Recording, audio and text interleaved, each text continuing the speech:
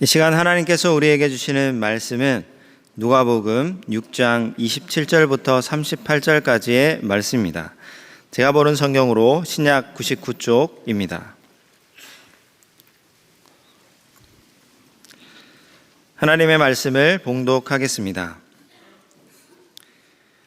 그러나 너희 듣는 자에게 내가 이르노니 너희 원수를 사랑하며 너희를 미워하는 자를 선대하며 너희를 저주하는 자를 위하여 축복하며 너희를 모욕하는 자를 위하여 기도하라. 너희 이 뺨을 치는 자에게 저 뺨도 돌려대며 내 겉옷을 빼앗는 자에게 속옷도 거절하지 말라. 내게 구하는 자에게 주며 내 것을 가져가는 자에게 다시 달라 하지 말며 남에게 대접을 받고자 하는 대로 너희도 남을 대접하라. 너희가 만일 너희를 사랑하는 자만을 사랑하면 칭찬받을 것이 무엇이냐? 죄인들도 사랑하는 자는 사랑하느니라. 너희가 만일 선대하는 자만을 선대하면 칭찬받을 것이 무엇이냐? 죄인들도 이렇게 하느니라. 너희가 받기를 바라고 사람들에게 구워주면 칭찬받을 것이 무엇이냐? 죄인들도 그만큼 받고자 하여 죄인에게 구워주느니라. 오직 너희는 원수를 사랑하고 선대하며 아무것도 바라지 말고 구워주라. 그리하면 너희 상이 클 것이요 또 지극히 높으신 이의 아들이 되리니 그는 은혜를 모르는 자와 악한 자에게도 인자하시니라. 너희 아버지의 자비로우심 같이 너희도 자비로운 자가 되라. 비판하지 말라. 그리하면 너희가 비판을 받지 않을 것이요 정죄하지 말라. 그리하면 너희가 정죄를 받지 않을 것이요 용서하라. 그리하면 너희가 용서를 받을 것이요 주라. 그리하면 너희에게 줄 것이니 곧 후이되어 누르고 흔들어 넘치도록 하여 너희에게 안겨주리라. 너희가 헤아리는 그 헤아림으로 너희도 헤아림을 도로 받을 것이니라. 아멘. 한 노부부에게 딸이 있었습니다. 대학 졸업을 하고 취직을 앞두고 있는 딸에게는 결혼할 남자친구도 있었습니다. 그런데 그 딸이 그 남자친구와 헤어졌고 그 남자친구가 앙심을 품고 딸을 칼로 찔러 목숨을 잃게 되었습니다. 이후 남편은 아내와 함께 교회에 나가기 시작했습니다. 어느 날 기자가 남편에게 물었습니다. 마음이 좀 어때요? 용서가 되시나요? 남편은 대답했습니다. 난 용서 못해. 절대 용서 못해. 그런 남편에게 곁에 있던 아내가 말했습니다. 하나님이 용서하라고 하셨잖아요. 남편이 다시 말합니다. 내가 왜 교회 나가는 줄 알아? 난 하나님 몰라. 딸 때문에 나가는 거야. 딸한테 미안해서. 아빠가 교회 나가는 걸 딸이 좋아했으니까 딸 생각해서 나가는 거야. 그러니까 나한테 용서니 뭐니 말하지 마. 딸을 잃은 아버지의 마음이 어떠한지를 절절히 알 수 있습니다. 여러분이라면 딸을 죽인 사람을 쉽게 용서할 수 있을까요? 그런데 예수님은 우리에게 용서하라고 말씀하십니다. 우리에게 해끼친 자를 사랑하라고, 우리를 미워하는 자를 사랑하라고, 원수를 사랑하라고 그렇게 말씀하십니다. 오늘 본문 27절부터 36절까지 말씀이 바로 그 말씀입니다. 마태복음 5장부터 7장까지를 산상수훈이라고 합니다. 산 위에서 주신 교훈이라는 뜻의 말이죠. 오늘 본문 누가복음 6장은 지상, 평지수훈이라고도 합니다. 평지, 지상에서 주신 설교 혹은 교훈이라는 거죠. 오늘 본문은 예수님의 사랑과 자비와 용서에 대한 혁신적인 가르침을 담고 있습니다. 평지에서 말씀을 전하는 예수님 주위로 12 제자들이 둘러싸여 있고 또 그 다음 또 다른 청중들이 주위에 모여 듣고 있습니다. 여기서 예수님의 가르침은 새로운 율법을 가르치신 것이 아닙니다. 하나님의 원래 계명의 본래의 그 완전한 의도를 설명하신 거죠. 단순한 행위를 요구하는 가르침이 아니라 생각과 의도와 원리를 포괄하는 하나님의 율법의 그 깊이와 폭을 강조하는 가르침입니다. 본문 말씀 27절, 28절에서 예수님은 우리가 더 높은 유형, 더 높은 차원의 사랑을 하라고 말씀하십니다. 원수를 사랑하라고 말씀하십니다. 미워하는 자를 선대하라고 말씀하십니다. 저주하는 자를 축복하라고 말씀하십니다. 너를 모욕하는 자를 위해서 기도하라 말씀하십니다. 예수님은 왜 이렇게 우리에게 말씀하실까요? 과연 우리는 예수님의 이 말씀, 이 명령, 이 가르침을 행할 수 있을까요? 예수님은 우리가 얼마나 죄인인지, 우리가 얼마나 이기적인지, 우리가 얼마나 속이 좁은지 너무도 잘 아실 텐데 왜 이런 말씀을 하시는 것일까요? 이 말씀은 우리가 할 수 없는 것을 하라고 하는 명령, 그런 거 아닌가요? 헬라어에는 사랑을 표현하는 여러 가지 단어가 있습니다. 자연스럽게 생기는 사랑을 스토로게라 합니다. 스토로게. 남녀 간의 낭만적인 사랑을 에로스라고 합니다.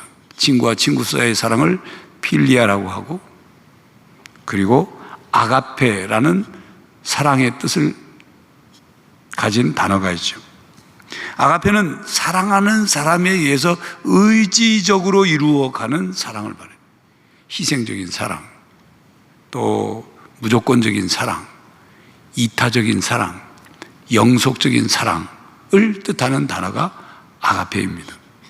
오늘 본문에서 예수님은 이 아가페라는 단어를 사용해서 우리들에게, 원수에게, 미워하는 자에게 아가페 사랑을 하라고 말씀하고 계세요. 예수님은 우리에게 그 아가페 사랑을 어떻게 해야 하는지, 그것에 대해서, 원수를 사랑하는 것, 미워하는 자를 선대하는 것, 그것에 대해서 4가지 예를 들어서 말씀을 하십니다. 28절, 29절이죠. 저주하는 자를 축복하라. 모욕하는 자를 위해서 기도하라. 뺨을 때리는 자에게 다른 뺨도 내줘라. 겉옷을 빼앗는 자에게 속옷도 거절하지 말아야 한다 말씀하십니다. 여러분, 이게 가능한 겁니까? 예수님은 그렇게 말씀하시면서 정말로 사람들이 그렇게 살 수 있다고 기대하셨을까요? 예수님은 사람의 마음을 너무도 잘 알고 계십니다. 사람이 그렇게 살 수 없다는 것도 잘 알고 계셔요. 그럼에도 불구하고 궁극적으로는 우리가 그렇게 살 것이라는 기대 속에서 구약의 복수법을 새롭게 쓰셨습니다. 옛 율법에서 모세는 보복을 제한했습니다. 그런데 새 율법에서 예수님은 보복을 사랑과 친절로 대체하라고 하셨습니다. 악을 악으로 보복하지 않음으로써 악이 반복되는 것을 멈추게 하라고 하신 말씀이에요. 그리고 억울함과 손해를 감수하라, 그렇게 말씀하십니다. 그런데 여러분, 사람이 그렇게 살 수 있을까요? 어떻게 해야 우리가 그렇게 살 수 있을까요? 예수님은 우리에게 한 가지 한 가지씩 그렇게 살 수 있는 자세와 근거를 말씀하십니다. 실천 자세를 가르치는 핵심 말씀 중에 하나는 본문 31절입니다. 남에게 대접을 받고자 하는 대로 너희도 남을 대접하라. 이 황금률 말씀이죠. 마태복음 7장 12절에는 예수님께서 그러므로 무엇이든지 남에게 대접을 받고자 하는 대로 너희도 남을 대접하라. 이것이 율법이요 선지자니라고 가르치셨습니다. 이것이 율법이요 선지자라고 하신 뜻은 율법과 선지자는 구약 전체를 상징하는 표현입니다. 그러므로 우리가 남에게 대접을 받고자 하는 대로 남을 대접하는 것, 이것이 구약 성경의 골자라는 거예요. 핵심 내용이라는 거죠. 많은 종교는 이 진술을 부정적인 문장으로 표현해서 가르치고 있습니다. 공자는 이렇게 말했어요. 너 자신에게 일어나기를 원치 않는 것은 다른 이들에게도 하지 말라, 이렇게 가르쳤어요. 예수님보다 10여 년 전에 활동한 유명한 랍비 힐렐은 율법 전체를 한마디로 가르쳐달라고 하는 한 이방인에게 이렇게 말했습니다. 당신에게 싫은 일은 다른 어느 누구에게도 하지 마시오. 이것이 율법 전체요 라고 말했습니다. 그러나 예수님은 이것을 적극적인 내용으로 표현하시므로 그 의미를 훨씬 더 강조하셨습니다. 다른 사람에게 악을 행하지 않는 일이 가능할 수는 있지만 실제로 선을 행하기 위해서 주도적이 되는 것 훨씬 더 어려운 일이에요. 우리는 죄를 피함으로써 소극적인 내용의 율법을 지킬 수는 있지만 적극적인 형태의 율법을 지키기 위해서는 우리가 행동이 필요한 거예요. 이것이 예수님께서 가르치시는 근본적인 제자도의 핵심입니다. 주 222년부터 235년까지 로마 제국을 통치한 황제 알렉산더 세베루스는 궁전 벽에 이 본문 31절 말씀을 황금으로 글씨를 새겨놨다는 거죠. 이 일을 배경으로 18세기 이후부터 이 말씀을 황금 법칙, 황금률 말씀이라고 불리기 시작한 것입니다. 이 황금률은 적극적인 선과 그리고 자비의 토대이며 하나님께서 매일 사람들에게 보여주시는 바로 그 사랑과 같은 것입니다. 이 말씀은 친구와 원수와 친구의 경계를 허뭅니다. 원수들을 이렇게 대하면 그들도 이웃이 될 것이기 때문이다 하는 거죠. 그러므로 이 말씀은 내 이웃 사랑하기를 내 몸과 같이 하라는 이 율법을 실천하는 것이라 할 수 있습니다. 그러므로 내가 남에게 대접받고자 하는 대로 나도 남을 대접하는 자세로 살아간다면 다른 사람을 대하는 자세가 달라질 수 있습니다. 그 다음 32절부터 34절에 예수님은 하나님의 자녀 된 우리에게 죄인들과 다르게 살라고 말씀하십니다. 예수님은 우리가 우리를 사랑하는 사람들을 사랑하는 것은 죄인들도 하는 일이므로 칭찬받을 일이 아니라고 말씀하십니다. 죄인들도 그들을 사랑하는 사람을 사랑합니다. 그러니 하나님의 자녀들은 죄인들과 다르게 살아야 한다 그 말이에요. 또한 우리가 선대하는 자들만 선대하는 것은 칭찬받을 일이 아니라고 말씀하십니다. 죄인들도 자기에게 선대하는 사람에게 선대하는 것이니 하나님의 자녀들은 죄인들과 다르게 살아야 한다고 말씀하십니다. 또 우리가 되돌려 받기를 바라고 사람들에게 구워주는 것도 칭찬받을 일이 아니라는 거죠. 이자를 바라고 또는 다른 대가를 바라고 구워주는 것은 죄인들도 다 하며 사는 일이라는 거죠. 그렇습니다. 자기를 사랑하는 자를 사랑하고 자기 집단에 속한 사람을 챙기고 살피는 것은 누구나 할 수 있는 일이죠. 그런 것은 악한 압제자들이나 마피아나 테러 집단이나 조폭들도 다 그렇게 합니다. 어쩌면 자기들끼리 더 잘할지도 모르죠. 목숨까지도 내놓을 수 있죠. 그렇다면 하나님의 자녀들인 우리들은 어떻게 해야겠습니까? 조건 없이 대가를 바라지 않고 서로를 섬기고 보살피는 그것이 바로 하나님 자녀의 윤리요, 하나님 백성의 윤리요, 그리스도인의 윤리가 되어야 한다. 그렇게 주님이 지금 가르치고 계신 것입니다. 예수님은 우리에게 하나님의 나라 백성이자 하나님의 자녀로서의 삶을 가르치십니다. 그래야 본문 36절에 너희 아버지의 자비하신 같이 너희도 자비하라고 말씀하십니다. 레위기 11장 45절 하반절에는 하나님께서 거룩하니 너희도 거룩하라 말씀하셨어요. 마태복음 5장 48절에는 하나님이 하늘에 계신 너희 아버지가 온전하시니 너희도 온전하라 말씀했습니다. 이는 자녀인 우리가 하나님 아버지를 닮을 것을 말씀하고 있습니다. 외형적인 것을 닮으라는 것이 아니라 하나님의 성품을 닮으라는 거죠. 이 말씀은 우리가 하나님의 자녀가 되기 위한 자격 조건으로 제시하는 말씀이 아닙니다. 이미 우리가 하나님의 자녀가 되었기에 하나님 아버지를 닮으라는 말씀이에요. 자녀가 부모를 닮는 것 지극히 당연한 것 아니겠습니까? 부모의 좋은 모습, 훌륭한 모습을 자녀가 닮는 것 지극히 당연한 것 아니겠습니까? 오래전 어느 글에서 읽은 기억이 납니다. 동물 중에 사자 새끼들은 태어나면 아버지 사자를 닮으려고 그렇게 애를 쓴다고 합니다. 아버지 이 수컷 사자는 새끼가 자기를 닮지 않았다고 느끼면 물어 죽이든지 낭떠러지에 떨어뜨려 죽인다는 거죠. 그래서 새끼들은 생존을 위해서 아버지를 닮으려고 필사적으로 노력한다는 것입니다. 사람도 자기 자녀를 낳고 자녀가 자기를 닮았는지 닮지 않았는지 관심이 많습니다. 아니, 관심 정도가 아니라 어떤 경우는 심각한 문제가 발생합니다. 어느 집에서는 낳은 자녀가 자기를 닮지 않았다고 트집을 잡고 부인을 의심해서 이혼의 문턱까지 간 그런 가정도 있습니다. 산부인과 병원 신생아실에서 아기가 바뀐 줄 모르고 기르다가 초등학교 때 혈액 검사를 했는데 부모의 혈액형에서 나올 수 없는 그 혈액형을 보고는 이혼까지 단 거죠. 이혼을 했는데 그 다음에 드러난 것이 산부인과 병원에서 신생아 바뀐 사실이 뒤늦게 알게 된 그런 가정도 있어요.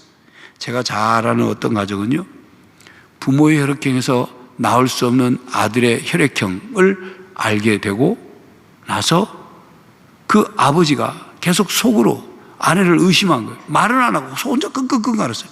그것도 꽤 긴 기간 동안. 나중에 알고 보니까 혈액형을 잘못 옮겨 적는 바람에 달라진 거죠. 그래서 뒤늦게 아내에게 아주 깊이 사과를 한 분이 있습니다. 부모는 자식이 자기를 닮아야 좋아합니다. 여러분, 하나님께서 우리 몸에 유전인자를 주셔서 자녀들이 부모를 닮게 하셨어요. 우리 인간의 육신은 부모의 모습을, 부모를 닮게 되지만 우리 영혼은 영혼의 아버지이신 하나님 아버지를 닮아야 한다, 그 말입니다.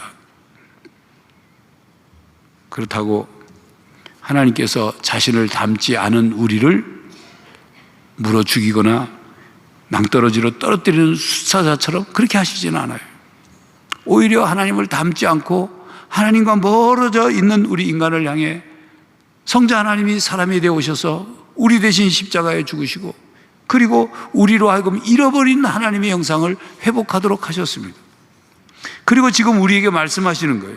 너희 영혼의 아버지인 내가 자비로우니 자녀인 너희도 자비로워야 한다. 너희 영혼의 아버지인 내가 온전하니 자녀인 너희도 온전해야 한다. 너희 영혼의 아버지인 내가 거룩하니 너희도 자녀인 너희도 거룩해야 한다 말씀하시는 거죠. 여러분, 이 말씀은요, 아버지가 아니면 자녀에게 그렇게 말할 수 없습니다. 여러분 한번 생각해 보세요. 옆집 아저씨가 여러분 자녀에게 내가 네 아버지니까 나 닮아야 된다, 그러면 그건 큰일 나는 일이죠.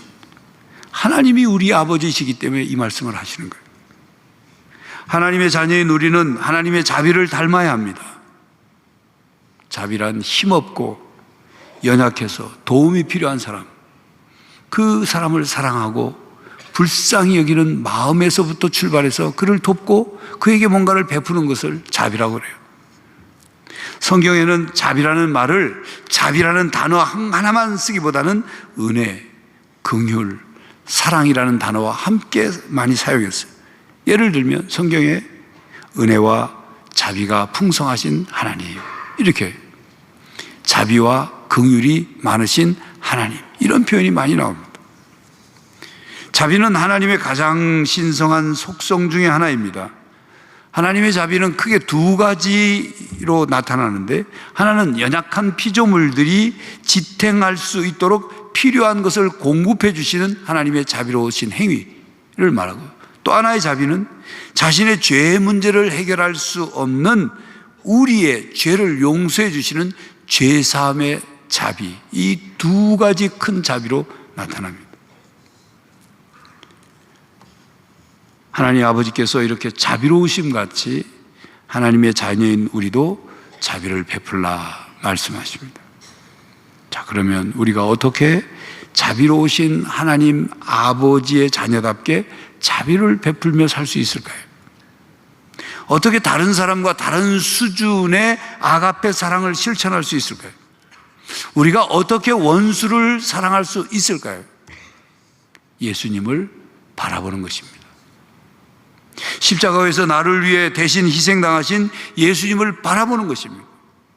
나 같은 죄인을, 나 같은 추악한 자를, 원수 같은 나를 십자가 사랑으로 용서하시고 자비를 베푸신 그 예수님을 붙드는 거예요. 그래서 그 예수님께서 주시는 사랑의 힘으로 원수를 사랑하려고 노력할 수 있는 것입니다. 우리 자신의 사랑으로는 할 수 없어요. 우리 안에 있는 사랑을 모두 다 쥐어짜내봐야 한 줌밖에 되지 않습니다. 그러니 예수님이 필요한 거예요. 그러니 예수님의 사랑을 힘입어야 할 수 있다 그 말이에요. 여러분, 육상 필드 경기 중에 장대 높이뛰기가 있습니다. 장대를 짚고서 높이 걸려있는 바를 뛰어넘는 경기죠. 지금까지 세계 신기록은 6m 26cm입니다. 그런데 장대를 짚지 않고 그냥 뛰어넘는 높이뛰기가 있죠. 우리나라 우상혁 선수가 얼마 전에 또 금메달을 땄는데 세계 신기록은 2m 45cm입니다. 한 4m가 차이 나잖아요. 장대를 짚지 않으면 6m 이상 사람의 힘으로 뛰어넘을 수 없어요. 그게 한계입니다. 그러므로 여러분, 나를 뛰어넘으려면 나를 뛰어넘을 수 있게 하는 장대가 있어야 되는 거예요. 그 장대가 뭡니까? 십자가예요. 성자 하나님 예수님께서 우리에게 베푸신 놀라운 사랑의 장대, 놀라운 자비의 장대를 사용해야 우리가 우리의 한계를 뛰어넘는, 우리의 차원을 뛰어넘는 사랑을 할 수 있다 그 말이에요. 자비로우신 하나님께서 우리에게 자비를 베푸시고 그 자비를 받은 우리들이 그것에 감사하여 십자가의 능력을 의지해서 자신을 뛰어넘는 거예요. 자신의 사랑을 뛰어넘는 거죠. 이에 성도 여러분, 십자가의 사랑과 자비를 받아서 그 사랑과 자비의 힘으로 우리 또한 사랑과 자비를 실천할 수 있기를 바랍니다. 마지막으로 38절에 다른 사람들에게 넉넉한 마음을 가지고 베풀면 하나님께서 갚아주실 것이라고 가르치셨습니다. 그것을 곡식을 가득 채운 그릇의 비유를 했죠.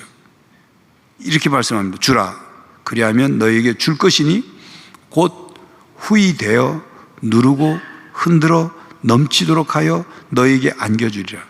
너희가 헤아리는 그 헤아림으로 너희도 헤아림을 도로 받을 것이니라 하셨습니다.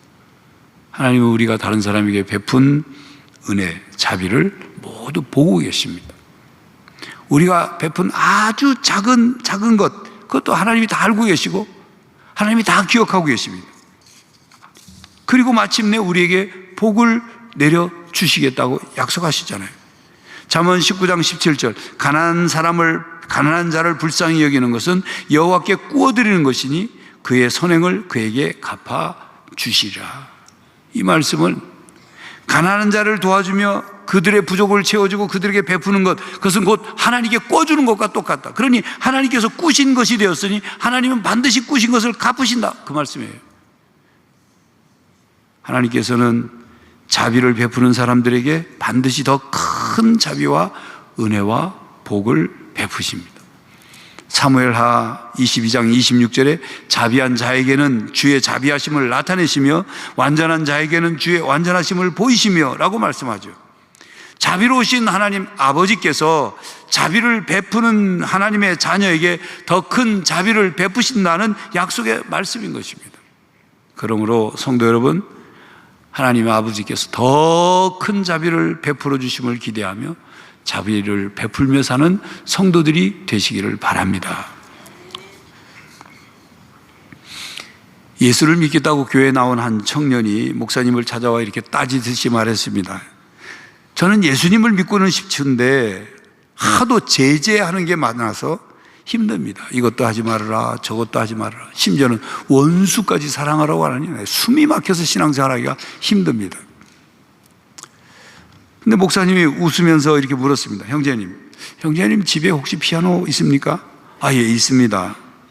그렇다면 그 피아노를 음식을 자르는 도마로 생각하고 그 피아노 위에 생선을 갖다 놓고 이렇게 자릅니까? 아니요, 그 말도 안 되지요. 자, 그러면 형제님, 오늘 형제님이 아침에 집을 나서면서 구두를 신으려고 하는데 구두가 막 얼룩이지고 막 그랬습니다. 그럼 웃옷을 벗어가지고 쑥 닦습니까? 그건 말도 안 되죠. 목사님이 또 말합니다. 마찬가지입니다.